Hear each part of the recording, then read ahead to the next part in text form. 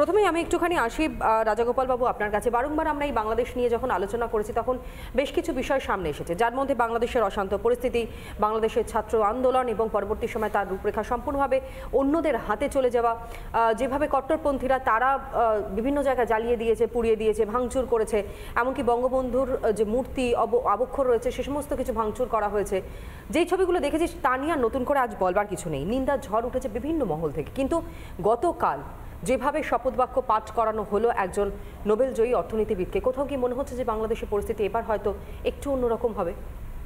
হ্যাঁ, দেখুন, যে ইন্টারিম গভর্নমেন্ট তার যে অ্যাডভাইসারি বোর্ড, তার চিফ অ্যাডভাইসার, তাকে বলা হচ্ছে ইকুইভ্যালেন্ট টু প্রাইম মিনিস্টার। উনি শান্তিতে নোবেল প্রাইজ পেয়েছেন 2006 সালে, মোহাম্মদ ইউনুস। এবং যে 16-17 জন, কোথাও দেখছি 13 জন, কোথাও 16-17, আমি ঠিক জানি না, বোধহয় তিনজন বোধহয় ছিল না, তারা শপথ নিয়েছে। মোটামুটি স্বচ্ছ, মানে পরিচিত নাম সুপ্রদীপ চাকমা, তিনি একজন civil service officer, Chittagong hill ট্র্যাক্টের লোক, মাইনরিটি মানুষ, তাকে রেখেছে। একজন বিধান রায় বলে, তার সঙ্গে আমার তার কোনো পরিচিতি ছিল, জানলাম উনি একজন সাইকিয়াট্রিস্ট, ময়মনসিংহের লোক, ন্যাশনাল মেন্টাল হেলথ ইনস্টিটিউটে আছেন। যাই হোক, মোটামুটি স্বচ্ছ মানুষদের নিয়েছে। কিন্তু বুঝতে হবে এটা আর্মি করেছে, কোনো নির্বাচনের মাধ্যম দিয়ে এরা আসেনি, আর্মি এটা সেট আপ করেছে। যদিও এটা খেয়াল রাখতে হবে যে শেখ হাসিনা, ছাত্রদের মধ্যে থেকেও তো দাবি সেটাই ছিল, ছাত্রদের দাবি ছিল, হ্যাঁ সেই দাবি ছিল, এবং দুজন ছাত্রনেতাকেও ঢুকিয়েছে। আমি পরে ছোট্ট করে আমি বলে দিচ্ছি, সবাই এত বলবে, আমি ছোট্ট করে একটু ব্যাখ্যা করে দিচ্ছি। যদিও এই বাংলাদেশে প্রথমে যখন মিলিটারি শাসন বারবার আসে, তখন ইন্টারিম গভর্নমেন্ট মাঝে মধ্যে হয়েছে নির্বাচনের সময়, কিন্তু পরবর্তীকালে 13th কনস্টিটিউশনের 13th অ্যামেন্ডমেন্ট করে বেগম জিয়ার কেয়ারটেকার গভর্নমেন্টের একটা প্রভিশন রেখেছিলেন। কিন্তু 15th অ্যামেন্ডমেন্ট যখন শেখ হাসিনা করলেন, সেখানে কেয়ারটেকার গভর্নমেন্টের কোনো পারমিশন নেই, কেয়ারটেকার গভর্নমেন্ট তুলে নিলেন। তার মানে এখন যে গভর্নমেন্টটা হচ্ছে আইনের দিক থেকে তার কোনো স্বীকৃতি নেই। যাই হোক, বাংলাদেশে বোধহয় প্রয়োজন লাগে না কি হচ্ছে না হচ্ছে।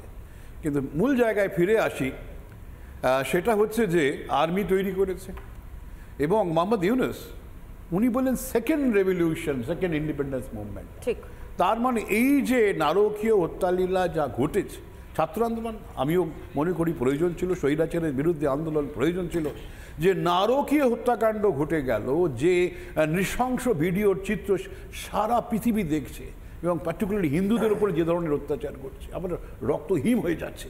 তো যাই হোক, তাকে যদি রেভলিউশন বলেন, দ্বিতীয় স্বাধীনতা যুদ্ধ বলেন, তাতে আমাদের সন্দেহ হয় যে ওনারা কি চাইছেন। এখন তাহলে একটা প্রশ্ন, রাজাগোপাল বাবু আপনি যেমনটা বললেন, এখানে একটা প্রশ্ন আসে, তাহলে 71 থেকে 75 সাল, সেই সময় কি স্বাধীনতা আসেনি? তাহলে মুক্তিযুদ্ধ বলে যেই যুদ্ধের কথা আমরা শুনে থাকি, যেখানে জয়ের স্বাদ পেয়েছিল বাংলা বলে থাকি, যেখানে আলাদা একটা রাষ্ট্রের পরিচয় পেয়েছিল বাংলাদেশ আমরা বলে থাকি, তাহলে সবটাই কি ভিত্তিহীন, সবটাই মিথ্যে? হ্যাঁ, দেখুন, মানে বিপ্লব মানেই তো একটা জিনিস যেটাকে মেনে নিয়েছে মানুষ, তাকেই পরিবর্তন। এখন বাংলাদেশ স্বাধীন হয়েছিল একটা সেকুলার কনসেপ্টের উপর ভিত্তি করে। ভারতবর্ষের বিরাট কন্ট্রিবিউশন ছিল, ইন্দিরা গান্ধী বিরাট রিস্ক নিয়ে সারা দুনিয়া যখন পক্ষে ছিল না, আমরা জানতে হবে, আমরা প্রথম তাদের রিকগনিশন দিই বাংলাদেশ স্বাধীন স্টেটে। চায়না দিয়েছে 6 মাস পরে আমাদের থেকে বাংলাদেশকে রিকগনিশন দিয়েছে। আমেরিকাও 7th ফ্লিট পাঠিয়ে ভয় দেখাবার চেষ্টা করেছিল। আমাদের প্রধানমন্ত্রীর অত্যন্ত বীরত্বের সঙ্গে বাংলাদেশে সাহায্য করেছিলেন, স্বাধীনতা এনে দিয়েছিলেন। মুজিবুর রহমান কৃতজ্ঞ ছিলেন, উনি সেই সব জানিয়েছেন। কিন্তু বাংলাদেশে আমরা যেটা দেখেছি, বাংলাদেশ ইস্ট পাকিস্তান বা যখন ভারত অখণ্ড ভারতের অন্তর্ভুক্ত ছিল, সেখানে আমরা দেখেছি যে এক ধরনের হিন্দুদের উপর আক্রমণ শুরু চলছে। 1901 সালে যেখানে 34% হিন্দু ছিল, তারপরে প্রতিটা সেন্সাসে দেখা যাচ্ছে হিন্দু ক্রমশই কমছে, একটা ইসলামাইজেশন প্রসেস চলছে। এবং যে কোনো যখন আন্দোলন হচ্ছে, ইসলামিক শক্তি মনে করছে এবারে বুঝি বাংলাদেশকে আরও ইসলামিক করতে হবে, একবার সংবিধানেও ঢোকানো হলো। এবার এখন যে দ্বিতীয় বিপ্লব বলা হচ্ছে, সেখানে পৌত্তলিকতা, ইসলাম ধর্মে পৌত্তলিকতা কোনো স্থান নেই। এই যে মুজিবরের ছবি ভাঙা হলো, যাবতীয় মূর্তি ভেঙে দেওয়া হলো, সেই পৌত্তলিকতার বিরুদ্ধে আরেকটা বিপ্লব হলো কিনা সেটা আমাদের দেখতে হবে। একদমই তাই রাজগোপাল বাবু, ঠিক তারই বিরোধিতা করে তারই বিপরীতে এবার বিপ্লব চলছে। আমরা একটা ব্রেকিং নিউজের দিকে নজর রাখবো, কেননা শেখ হাসিনাকে দেশে ফেরানোর দাবি গোপালগঞ্জের টুঙ্গিপাড়াতে বিশাল মিছিল করা হয়েছিল। গতকাল আমরা দেখেছিলাম যে টুঙ্গিপাড়া অর্থাৎ যেখানে মুজিবুর রহমান এবং শেখ হাসিনার জন্মস্থান, সেখানে টুঙ্গিপাড়াতে বিশাল মিছিল। তনয়া আওয়ামী লীগ এবং সাধারণ মানুষ প্রায় 20,000 মানুষ একসঙ্গে মিছিল করেছিলেন, জমায়েত করেছিলেন। তাদের একটাই দাবি, শেখ হাসিনাকে দেশে ফেরাতে হবে। অর্থাৎ যে আন্দোলনটা আমরা দেখে যাচ্ছিলাম, অর্থাৎ অন্তর্বর্তী সরকার এবং সেখানে শেখ হাসিনার বিরোধিতা, তার বিপরীত ধর্মী ছবি এবার আমরা দেখতে পাচ্ছি কোথায় না গোপালগঞ্জের টুঙ্গিপাড়ায়। আমরা একটু রাজস্বী বাবুর কাছে যাই। রাজস্বী বাবু, আমরা আমাদের দেশের ক্ষেত্রে দেখেছি, অন্যান্য দেশের ক্ষেত্রে দেখেছি যে মিলিঝুলি সরকার, যখন মিলিয়ে ঝুলিয়ে সরকারটা তৈরি হয়, সেই মিলিঝুলি সরকারের যে গঠনগত অবস্থান বা তাদের নৈতিক অবস্থান, সেই অবস্থানে বেশ খানিকটা পরিবর্তন ঘটে এবং তার স্থায়িত্ব নিয়েও প্রশ্ন ওঠে, তাদের আদর্শ নিয়েও প্রশ্ন ওঠে। এখানেও কি সেই আদর্শ নিয়ে প্রশ্ন উঠে যাচ্ছে? দেখুন, প্রথম কথা হচ্ছে বাংলাদেশে অন্তর্বর্তী সরকার তৈরি হবে, মিলিঝুলি সরকার তৈরি হবে, তা টিকবে কি টিকবে না, তার কি অবস্থা হবে, তাই নিয়ে আমাদের কোনো মাথা ব্যথা নেই। বাংলাদেশ কাকে তার শাসক হিসেবে রাখবে, বাংলাদেশে কে শাসন করবেন, সেটা বাংলাদেশের মানুষ ঠিক করবেন।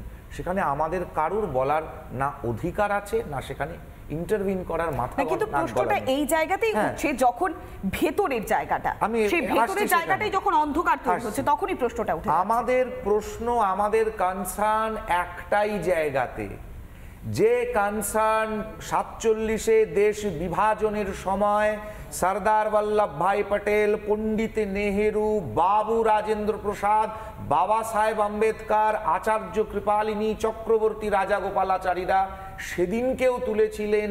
আজ আমরা সেই একই কথা বলছি। Mere by drawing a line, those who are our kith and kin fought at our side. Mere by drawing a line, they cannot be separated from us. Sardar প্যাটেলের পরিষ্কার বক্তব্য। Let us not forget our brothers and sisters at the other side of the border. পরিষ্কার দাঁড়িয়ে পণ্ডিত নেহেরুর বক্তব্য যে 28% 41 সালের census অনুসারে পূর্ববঙ্গে বাঙালি হিন্দুর বসবাস ছিল, যা আজকে 7%-এ এসে নেমে দাঁড়িয়েছে। আমাদের চিন্তা, আমাদের কনসার্ন তাদের ব্যাপারে। গতকাল অন্তর্বর্তী সরকার তৈরি হয়েছে এবং গতকাল বাংলাদেশের ঠাকুরগাঁও, বাবুপাড়ার গোটা একটা গ্রাম, হিন্দু অধ্যুষিত গ্রাম জ্বালিয়ে দেওয়া হয়েছে। আমাদের কনসার্ন ওখানে থাকা বাঙালি হিন্দুকে নিয়ে। একদিন 1950 সালে যে যোগেন মণ্ডল পাকিস্তানের পক্ষে দাঁড়িয়ে হিন্দু অধ্যুষিত, হিন্দু মেজরিটি যশোর এবং খুলনা হওয়া সত্ত্বেও তাকে পাকিস্তানের অন্তর্ভুক্ত করে 1950-এর রাতের অন্ধকারে পদত্যাগপত্র লিখে পাঠিয়ে এসেছিলেন লিয়াকত আলী খানের কাছ থেকে। গোটা পশ্চিম পূর্ববঙ্গের নমশূদ্র থেকে সেখানকার মানুষদের সাথে বিশ্বাসঘাতকতা হয়েছিল, তাদেরকে বাঘের মুখে ফেলে দিয়ে রাখা হয়ে গেছিল।